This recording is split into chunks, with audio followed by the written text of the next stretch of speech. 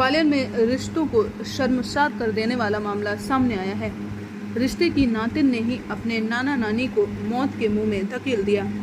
अपने किसी परिचित युवक के साथ मिलकर षड्यंत्र पूर्वक वारदात को अंजाम देकर 9-2-11 हो गई।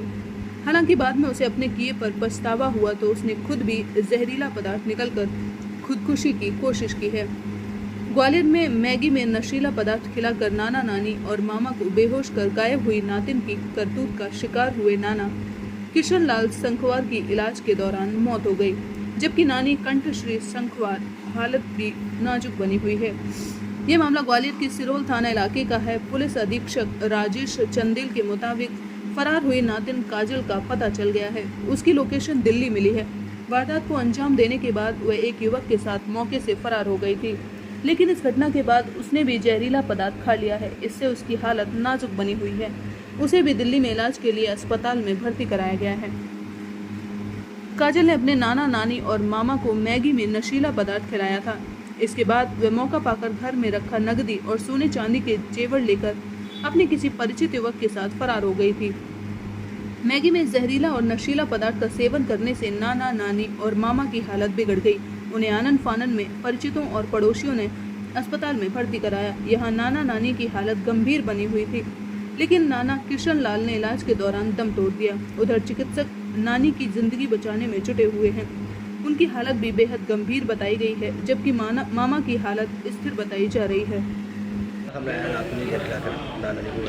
ये अभी 2-3 दिन पहले हमारे सामने एक बड़ा ही एक विचित्र मामला सामने आया था, जिसमें मुरैना अम्बा की रहने वाली एक लड़की अपने नाना नानी के यहाँ रह के पढ़ाई कर रही थी।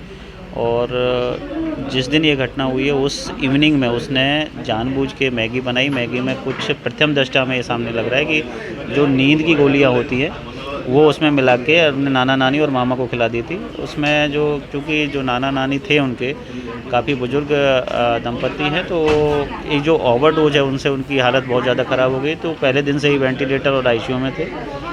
कल जो उनके लड़की के नाना हैं वो एक्सपायर हो गए हैं।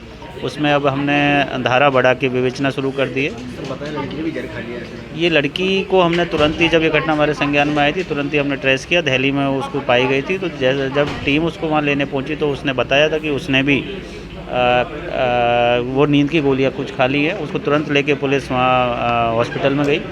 हॉस्पिटल में अभी उसका इलाज चल रहा है। लड़के लड़की दोनों पुलिस अभिरक्षा में है। जैसे ही वहाँ से डिस्चार्ज होकर हमारे पास आएंगे तो हम उसमें और पूछताछ करेंगे, जांच करेंगे कि इसमें किन परिस्थितियों में ये सारा वाक़या घटित हुआ है। पता किया गोली किस मेडिकल से कहाँ से लाई? यही जांच का विषय है अभी, क्योंकि खुद का उसका बच्ची का लड़की का इलाज चल रहा है और जो उसके साथी है लड़का वो भी हमारी अभिरक्षा में। एक बार थाने पे उनको ले आए हम, तो उनसे पूछताछ करेंगे कि इस पूरे प्रकरण में कहाँ से उसने बिना प्रिस्क्रिप्शन के इतनी दवाई गोली खरीदी हैं और किसने उसकी हेल्प की है। जांच का बिंदु है। बिना परमिशन डॉक्टर की मेडिकल की जांच की जाएगी, कार्रवाई की? बिल्कुल, मैं बताया है कि बिना परमिशन के, बिना डिस्क्रिप्शन के डॉक्टर के लिखने उसके इलाज मतलब जो कागज़ होता है उसके बिना यदि कहीं से इतनी बड़ी मात्रा में नींद की गोली दी गई है तो ये गंभीर और विचारणीय बिंदु है। इसको भी हम जांच में शामिल करेंगे।